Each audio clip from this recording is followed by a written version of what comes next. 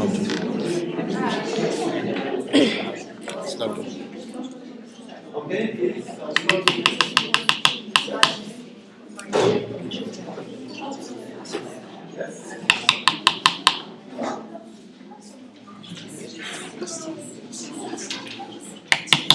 Please.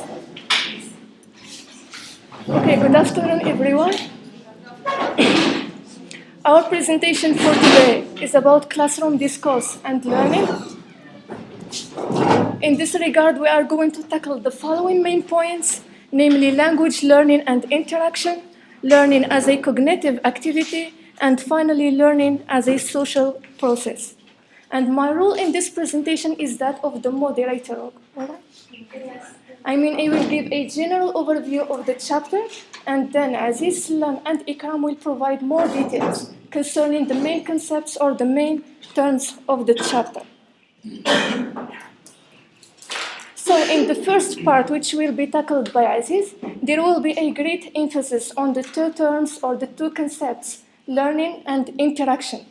What is learning? What is the relationship which can be built between both learning and interaction? And finally, can we say that interaction is central to learning efficacy or to learning effectiveness? And as a definition of the term learning, we can say that it is as much about what students do as what they have. And here we can distinguish between two main views of learning. Learning as having, and then learning as doing. Learning as having means learning as possessing knowledge or skills. And then learning as doing means that the learner is taking part in the process of learning. And not only having or possessing knowledge, but also doing something with that knowledge, which is the most important thing here. And when it comes to the relationship between interaction and learning, we can say that interaction lies at the heart of learning. And here again, we can distinguish between two types of interaction, all right? We have teacher-teacher interaction and learner-learner interaction. And both of them are very important in the scope of classroom discourse. What's more, if teachers are to enhance their understanding of the interactional organization of the second language classroom, then the obvious starting place is their own classes. And here teacher can record their own classes and then start analyzing, making the main distinctions in the interactions that occurs in the second or in the foreign language classroom.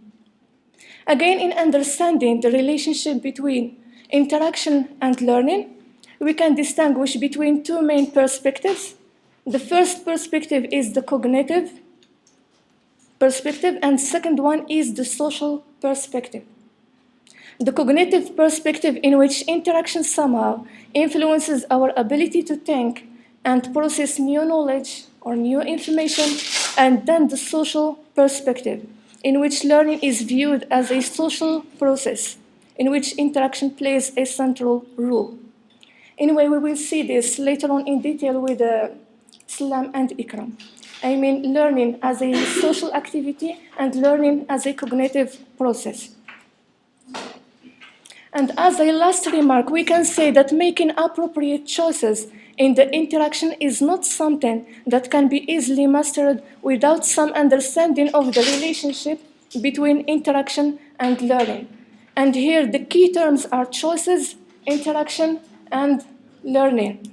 And as an example of these choices, we can mention the use of yes or no questions all the time, which may lead students to become less engaged in the interaction, and also which may not help them develop a kind of critical thinking. Imagine, for example, I asked you two questions. The first question is, can you read newspapers, or do you read newspapers written in English? And the second question is, why do you read newspapers written in English? In your point of view, which one is more interactive than the other? Is it the first? Okay. Why? In your point. Why? Because it's an open-ended question. Yes. It's a hard yes. Because it gives the room to give more, to give further rather than just saying yes. It's a high-level question which requires deep thinking and It's an argumentation. Discourse, longer discourse. Okay, it requires a longer presence. Okay, and other choices may also include the use of the same correction techniques all the time, or the use of the same warm-up or the closure activity all the time. All of these choices can hinder or impede the interaction inside the second language classroom. So this is it concerning the overview, and now we'll come to the details. Thank you. Thank you for your interesting top-down structure of our presentation. Good afternoon, everyone. Amal has already given us a general idea of the main focal points of our chapter. So we are going just to reiterate in different words to hopefully further your understanding of the importance of interaction in language learning. This chapter discusses the importance of creating interactional choices or interactional activities in order to further learning of students and extend it from restricted in terms of space and time into a more open and, as Ahlam has just mentioned, extend the way of thinking and requiring high level and argumentation. The first question in this chapter has to do with what you're learning. And conventionally, we always perceive learning as internalizing a set of skills and information as new ones and accommodating them in terms of Piaget to the old ones, okay? And here, for most of us, as I said, learning is acquiring and getting and having, possessing new skills and or new knowledge. We often regard learning as acquiring of every extended repertoire of new skills and knowledges. That is to say, we always learning is taking place in like a building blocks. Building blocks. That is to say, we should learn simple present before simple past and simple past before past perfect, and this is taken into consideration for language curriculum developers. And this views learning, or this restricts the perspective of learning as a content-based subject, like history, because we tend to view language as a set of rules and knowledge that we need to transform, to transmit to the learners as they are, and then to mechanically use them in order to interact. Okay, we often talk about delivering lectures, suggesting that knowledge and skills can somehow be packaged to some idea and then offered to learners as they are. Yet, this idea has been criticized in this chapter. According to Larson Freeman, rather than see learning as having, that is to say, possessing knowledge or acquiring knowledge and getting knowledge as it is, we can also consider it as doing. That is to say, what do you do? yes, yeah. What can we do with the information, and how can we reach that information rather than just giving or serving the information as it is? We need to create opportunities for learners to interact, to argue, to discuss, to negotiate the language in order to arrive to that language point that we need to transfer, rather than just easily give it to them as it is. So that's why it's like in a task-based approach, we often engage learners in tasks, and what is important is not the end product, but the journey of negotiation of the language. It's there when learning is taking place, and not the end product, as I said. Okay, under this view, again, learning is regarded as a process, an activity, something we take part in or we perform. That is to say, learning is not just one way, it's an interactional process by which the teacher interacts with students, students with students, again, and students with teacher.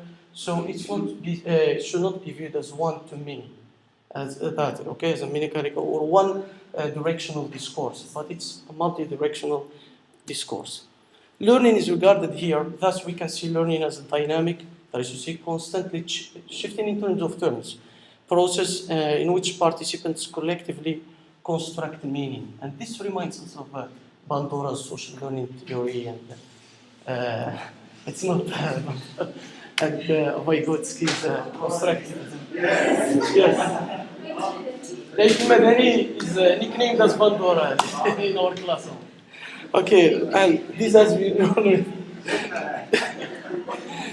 It's good to know.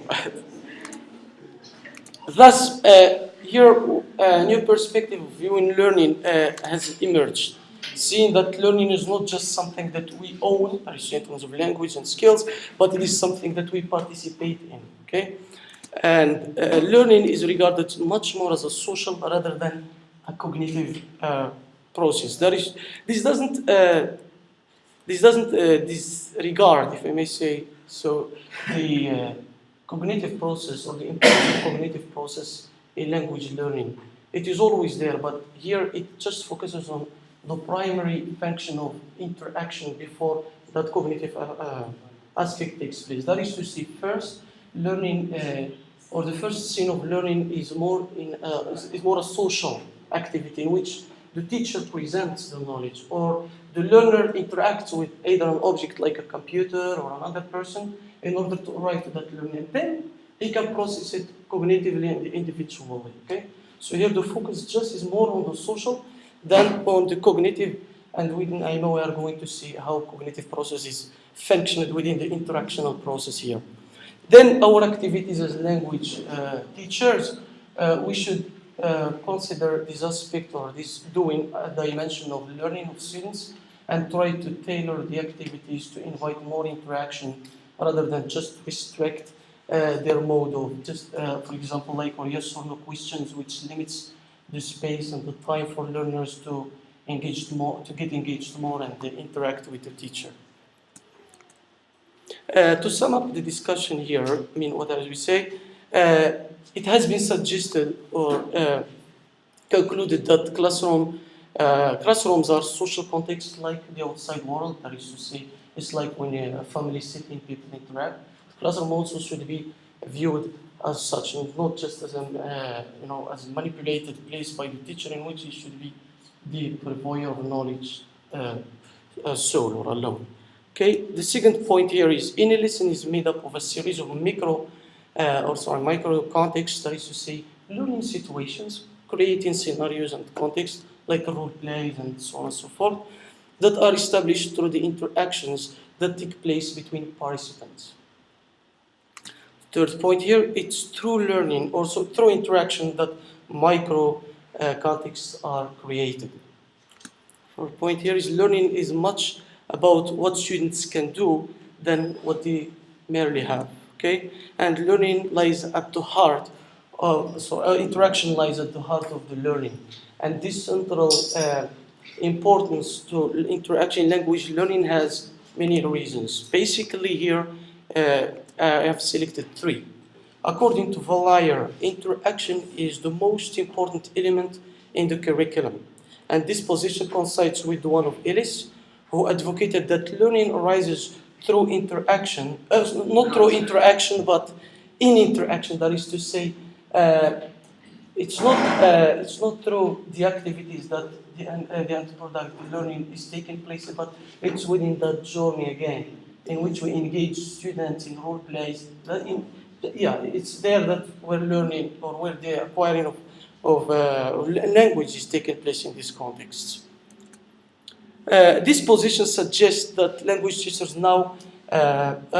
teacher has an important role play in creating and managing interaction that is acquisition rich. That is to say, we should consider when we plan our lessons certain activities and exercises that would, or also the interactional mode or type of questions we ask, eliciting techniques, all things that we have seen in this program.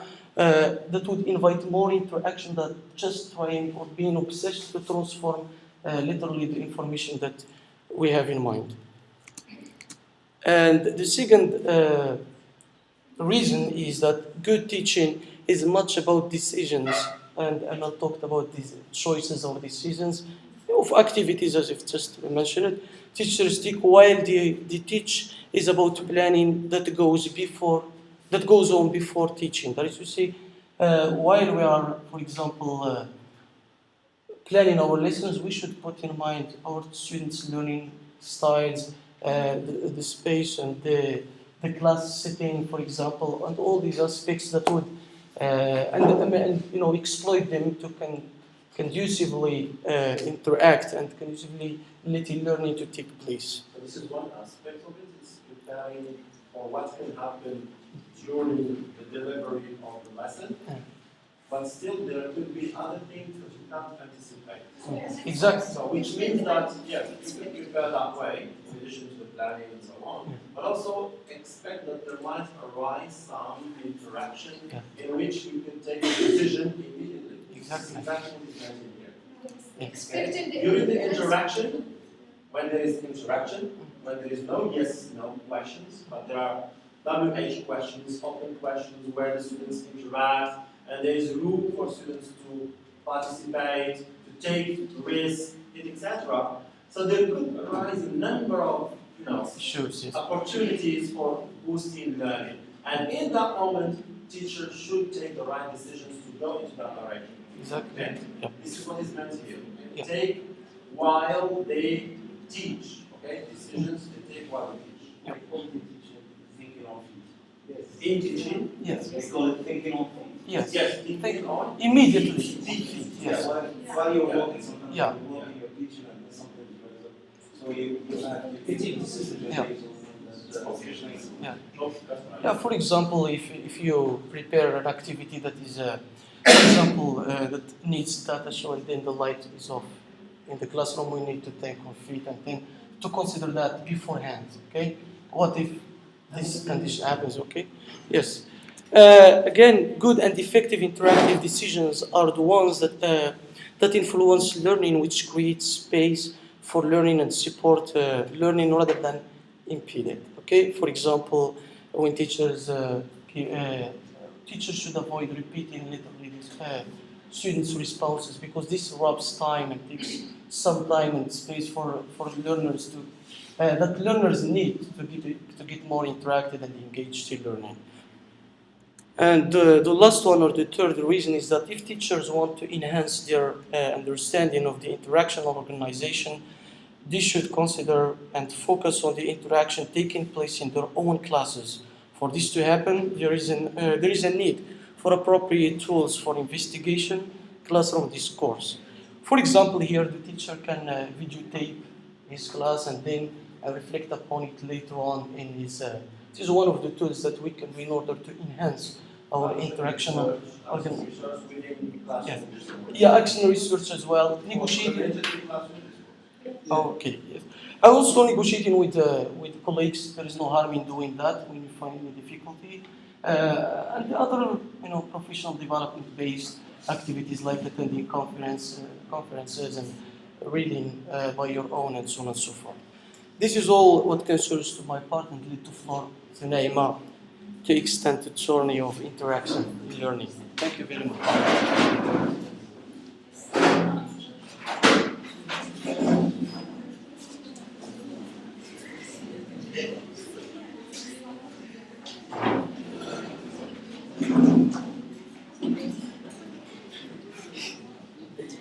Hello, everyone.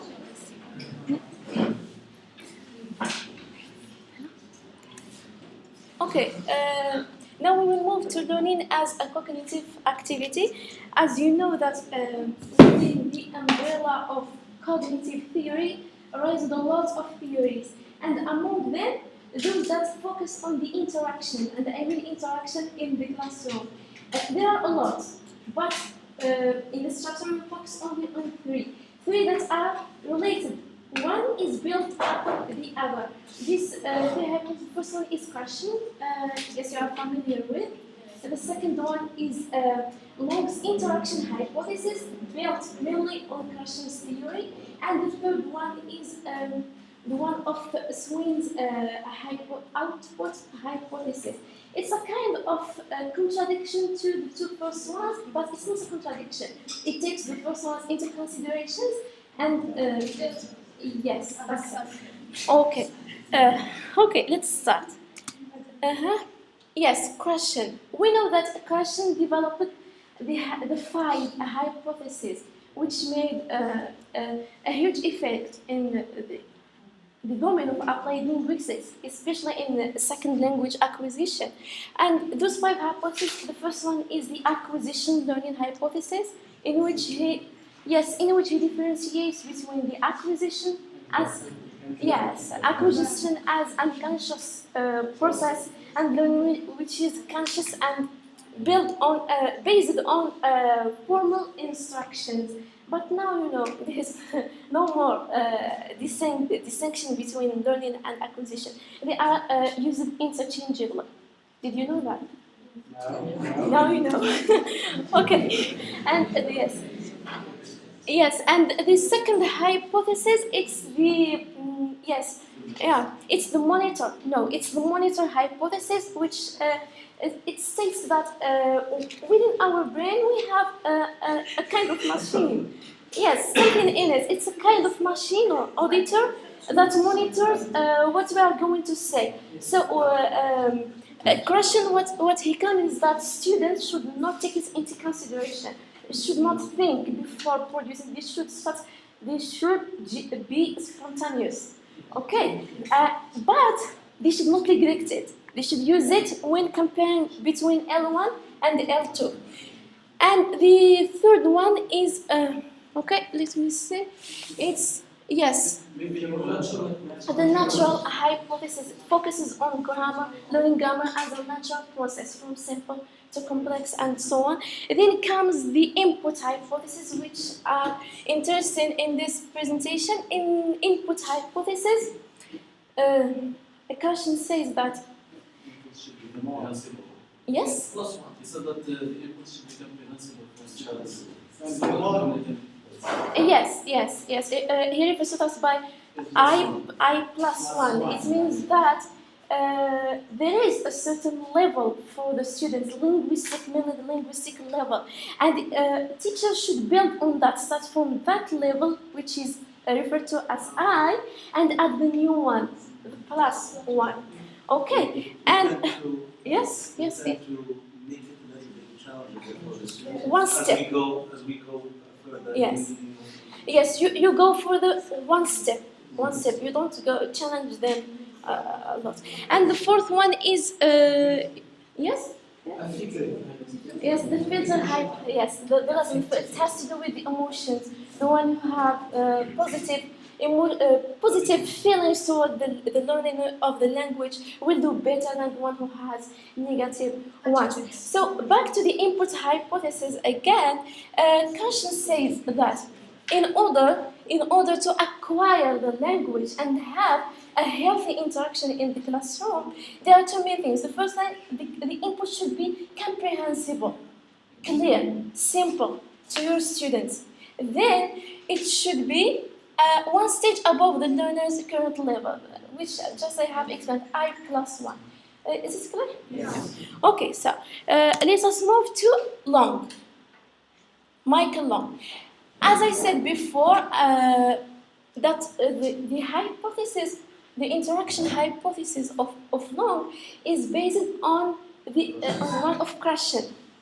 He also claims that the input should be comprehensible, but he stopped at the word comprehensible. What do we mean by comprehensible? How can we make that input comprehensible? Simply, he says that we should manipulate it.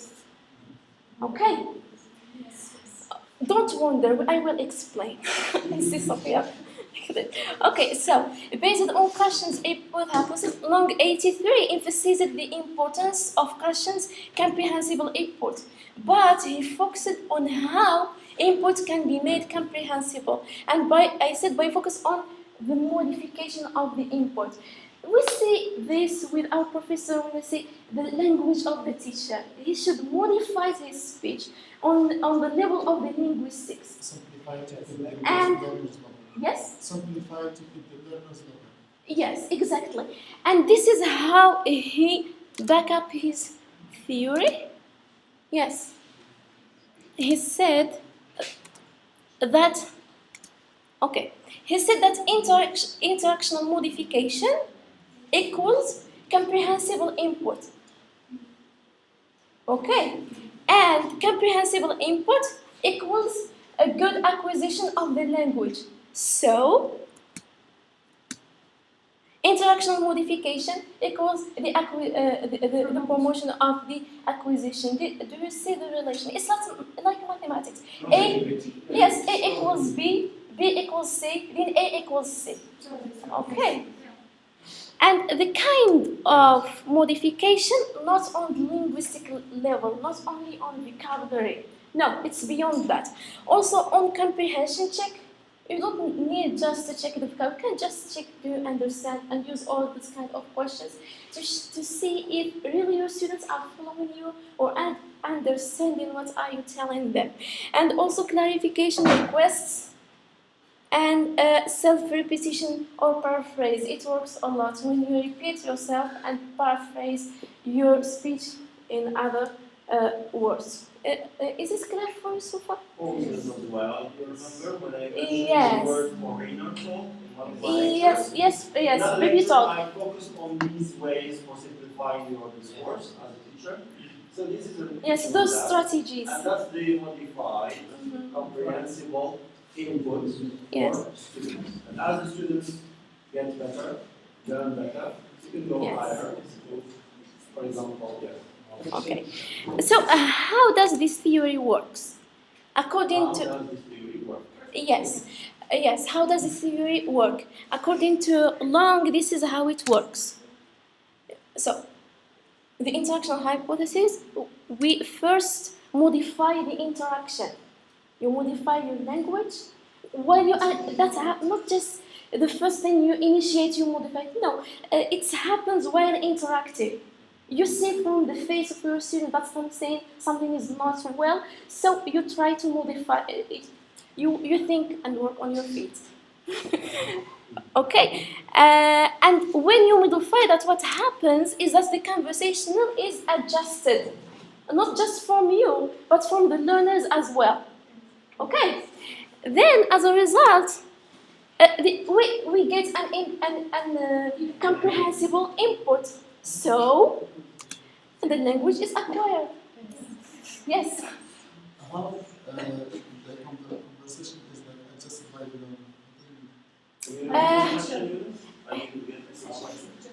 She said the conversation is adjusted by the teacher and the learner. It is adjusted by Yeah, by the you mean by the learner or by the teacher? both of them. Both of them. Both of them. The same component. For the teacher, yes. Okay, for the teacher, when you talk to you are You conversing. simplify the language. You simplify. How do you adjust it? That's the question. Through the reaction of your students. Okay, the reaction. The face. You can see a lot of things from their face, or their reply. They may give you another total different answer from what you were expecting. Then you realize that Based on their reactions. so you manipulate. Exactly. So you manipulate and modify your speech. Concerning the students, do you remember the example we studied at last session, sociolinguistics, the one of transfer.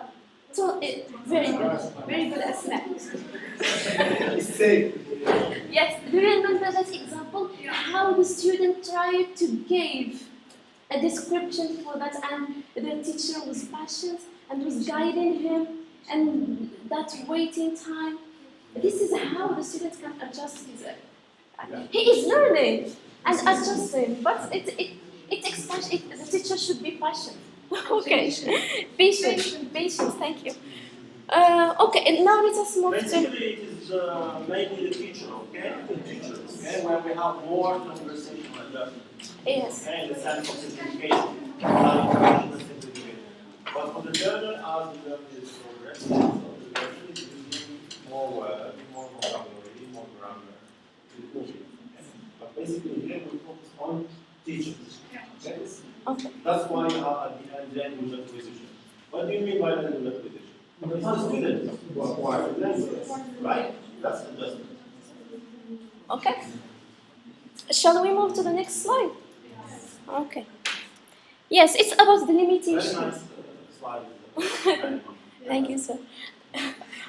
Okay. Okay, I tried to summarize the limitations in 4 main points. In brief, the first one, interaction facilitates comprehension. It's the one who criticized this is Ellis. The main one who criticized this, the input hypothesis in general interaction. Comprehensible input, I'm sorry. He said that interaction, it's just a tool and not the base of the acquisition. Okay. Yes, 80 something in December. Okay. The second one is comprehension does not depend on negotiation.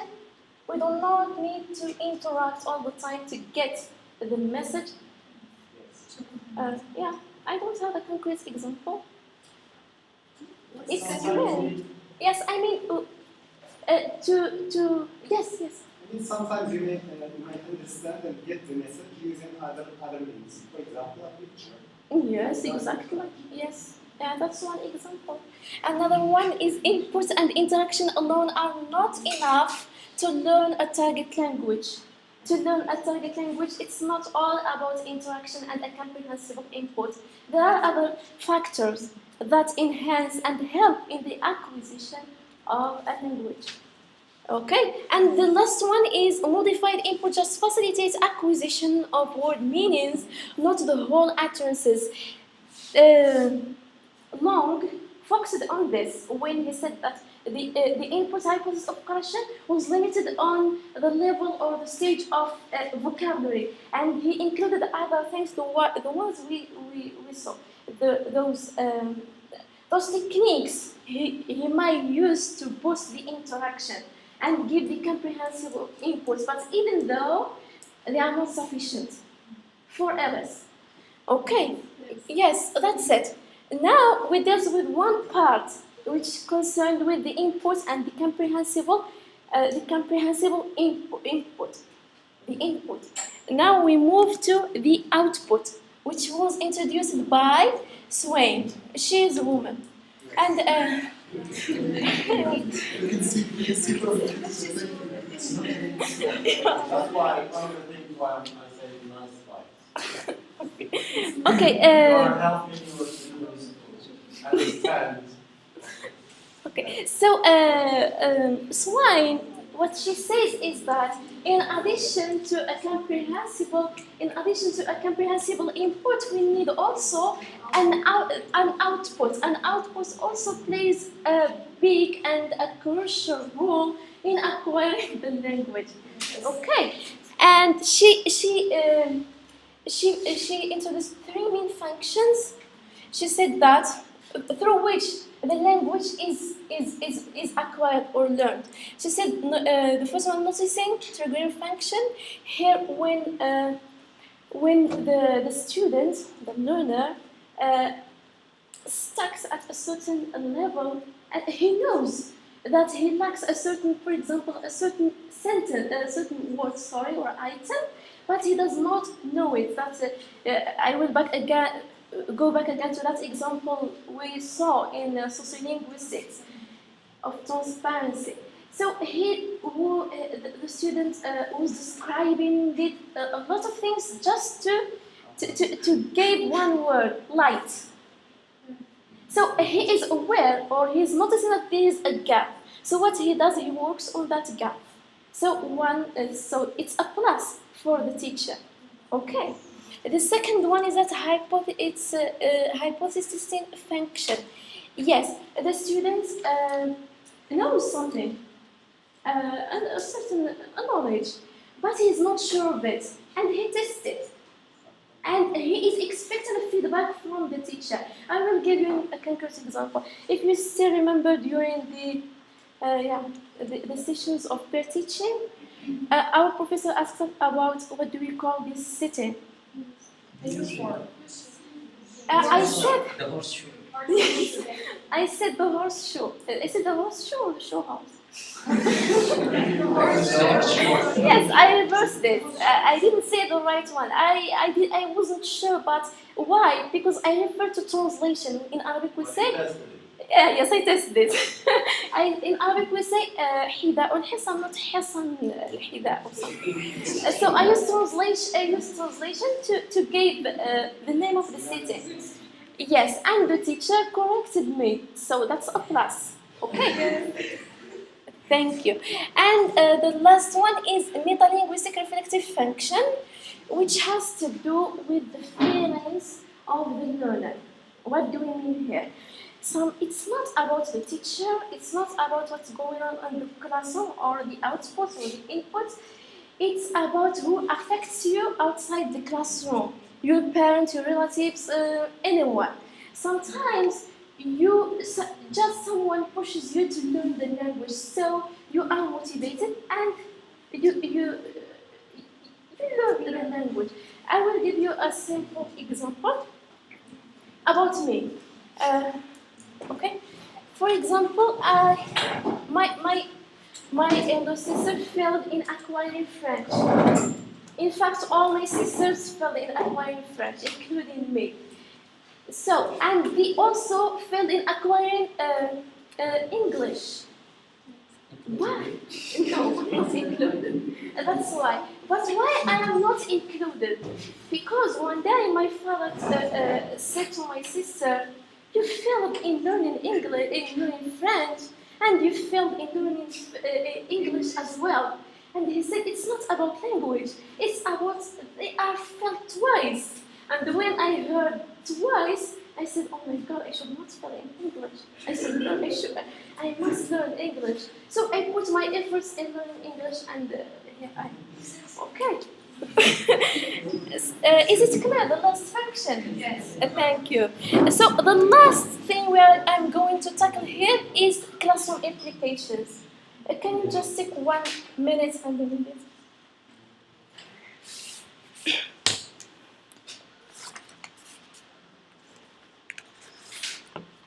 Read just the first one.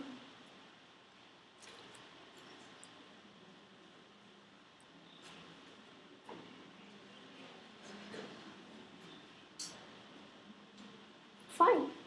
How can this be done? Now you are reading again.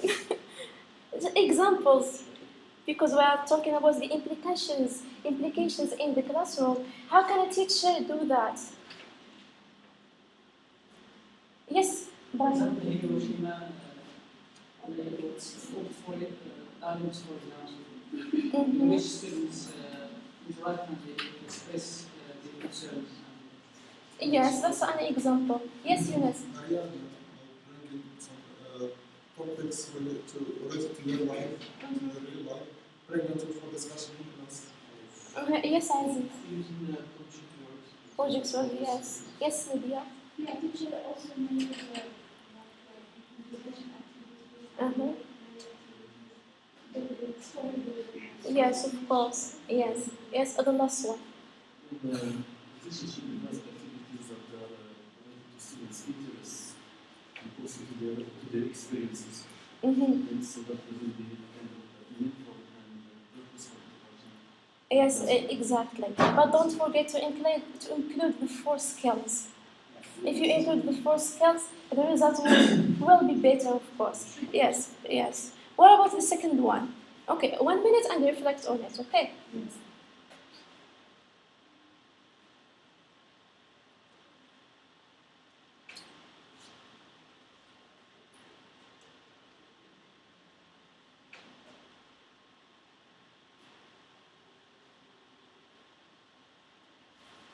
Yes?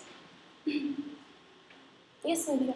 I think it's like using language in a real life situation.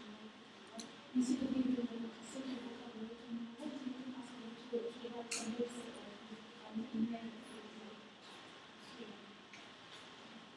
Mm-hmm. Yes, Brahim? I think here the focus is more on aesthetic instead of Yes, yes, Khadija? So the focus is on language in context rather than words in isolation to form. Oh, okay, let me guide you. But what is the reason behind it? Yes. Yes, I think the type of activities that we guarantee is meant for the decision classroom are the information gap instead of The information gap. Very good. instead Excellent. of mechanical conversation.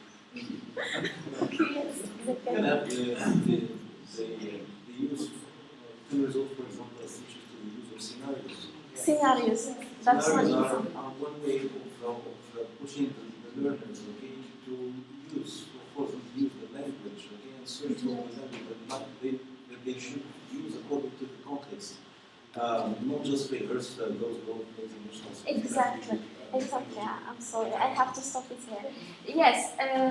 Use the scenarios as Zakaria mentioned and the rules and compensation. You push the student to make as much as he can of mistakes. And yes, and when he makes the mistakes, you correct. And I'm not going to tackle how to correct because you are already familiar with that. So through that process, the learner is acquiring the language. But we shouldn't, I think, push him to make as much as possible. No, of course I'm not going to push it. Make mistakes. No, make him free. Don't Encourage. encourage him. Don't take the risk. Exactly, that's You saved his life. the exact words. Thank you very much. Thank you. Thank you, Naima. So before I start, and as Mr. Aziz has mentioned, that when talking about the language learning is a cognitive process, it is worth mentioning that we need to talk about learning as a social process. So learning as a social process, actually social view of learning have already existed for much longer. So it owes its origins from the very known, actually the very known method of Vygotsky, which has been in 1978, whereby the language actually was considered as a sociocultural theories. So sociocultural theories of learning emphasize its social nature, where learners interact with the expert adult teacher in a context of social interactions leading to understanding. That is to say, the teacher here may establish a learning environment where students can interact with each other, either with each other and their peers who are considered as expert, or with the teacher, or either with their parents. So learning here and this perspective entails dialogue, discussion, and debate as learners collectively and actively construct their own understanding through interactions with others who may be more experienced. And here again, we stress or we focus on the idea that interaction should take place in the classroom, and the teacher here should open the floor for students to interact and express their ideas, either with their colleagues or with the teacher via those strategies, either via dialogues, discussion, or debates. So by emphasizing the social, dynamic, and collaborative dimensions of learning, proponents of social cultural theories of learning stress its transactional nature, which is the interactional nature of learning. So learning here occurs in the first instance through interaction with others who are more experienced and in a position to guide and support the actions of the novice. So here we are talking about two parts. For example, the ones who are more experienced and the ones who are novice. The ones who are more experienced provide guidance and provide support to those who are in their first steps. And here I want you to deduce what is in the picture. Can you deduce what we have in the picture, or what does it mean? The mother. The mother? There's a mother. Yes. Scaffolding. Yeah, very good. So here we have this little child who is like looking for the ingredient. He wants to make a cake, but he doesn't know actually how to make it. So he needs someone who is more experienced to guide him and support him in order to make it. And in this case, we have the mom, is more experienced than the child. Maybe, yeah, it might be. So here, as we can notice, the mom helps the child to learn how to make a cake. First of all, as you can notice in this picture, the child is just observing. And the second step, or the second picture, shows that, yeah, he is taking part in the process of making a cake. So he is imitating his mom, or he is modeling the behavior that his mom shows him. And finally, you can see that he and his mom. I'm sorry? I mean, he took most of the responsibility. Yes, that's true. And the same case will take the place in the classroom. For example, the students, if they have like a task, the teacher can provide help or provide guidance for his or her students in order to get the job done. And in this context, it is worth mentioning that Vygotsky believed everything is learned on two levels. First, through interaction with others, and then integrate into the individual's mental structure. I think it is clear concerning the part of interaction that should take place in the classroom. And concerning the second aspect of Vygotsky's theory is the idea that potential for cognitive development is limited to a zone of proximal development, or ZPD. So, learning and the zone of proximal development. A number of key terms emerge from the work of Vygotsky and Lantov, including collaboration, in terms of collaborating with students in an active way inside the classroom, construction, in terms of constructing new meanings and ideas, understandings, and opportunities, provide the students with opportunity in order to reflect on what they have learned, and finally, the development or their cognitive.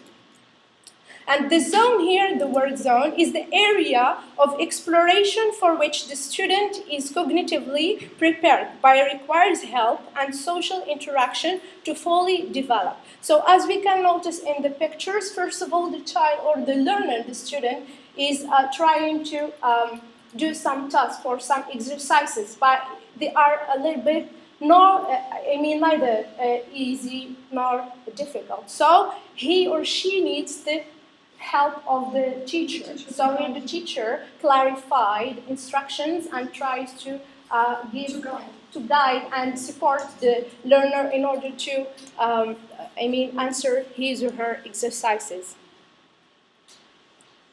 And here, as you can notice, first of all, we have the first stage when the students can do all the tasks by themselves. So they don't need any help. They are able to do the tasks.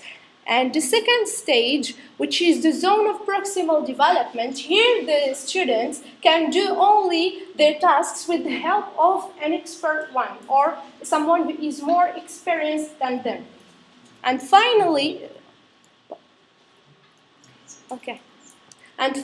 we have the last stage, where the students can do tasks even with the help of a more experienced person, because they are not able to achieve that level yet. So here, a teacher or more experienced peer is able to provide the learner with scaffolding to support the students' evolving understanding of knowledge domain or development or complex skills. Is it clear? So here we talk about peers, teacher, or expert parents. So collaborative learning, discourse modeling, and scaffolding are strategies for supporting the intellectual knowledge and skills of learner and facilitating intentional learning. The process of scaffolding interaction involves learners in taking risks. How come? So here, as we say, that scaffolding, while scaffolding, the teacher is the one who provides help and support for the learners. But in scaffolding, actually the teacher gradually increase his support, the level of his support, as he noticed that students have understood. Yeah. Yeah, what do you think? Okay, go ahead. The teacher increases. Decrease. Yes, decrease. That's very because first of all he started by more support for his students, and as he noticed that they have achieved or they have understood the lesson or the task, he increased his help. So decrease his help.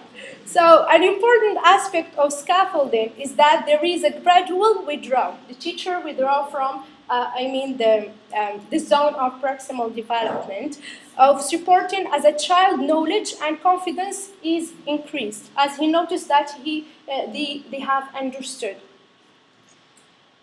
And concerning the implementations of Vygotsky theory are that learners should be provided with socially rich environments in which to explore knowledge domain with their fellow students, teachers, and outside experts. So here it is the teacher's job to establish an environment in which students can interact with each other and learn from each other, as well as with the teacher can, for example, the teacher can discuss with his students or open a debate in which they can express their minds and their ideas. And secondly, the ICT actually can be used to support the learning environment by providing tools for discourse, discussion, collaborative writing, dialogue, and problem solving, and by providing online support system to scaffold student involving and understanding and cognitive growth. I think, is it clear? Yes. Good. And for this actually to happen, learners need interactional space and support to express their ideas or thoughts, opportunities for learning. For example, language acquisition are maximized when new concepts and language can be both understood and verbalized. And here I would like to say that interaction plays a significant actually role in language acquisition. So it should take part in the classroom. However, the centrality of speech to learning has another more significant dimension in that consciousness considered by Vygotsky consciousness. Okay, consciousness. Okay, considered by Vygotsky as being central to learning. Okay, as being central to learning. No, the centrality of learning. The centrality of speech to learning has another, more significant dimension in that consciousness. Okay, considered by Vygotsky as being central to learning is developed through social interaction, and here we stress the idea of being central to learning. I mean establishing or letting students to establish their sense of independency in terms of answering their exercises and their tasks. And that's it for our presentation. Thank you so much. Thank you. So you can see that the theory, yes, you're going to do that at home. Yes. So what you can see here is that what you have learned in terms of theory, so far, fits into this new theory of classroom discourse, and using classroom discourse in such a way to boost learning and avoid the mechanical, manipulative, authoritative kind of discourse. Okay? That's maybe deprives students from learning. Okay, thank you very much. It was really nice. Okay.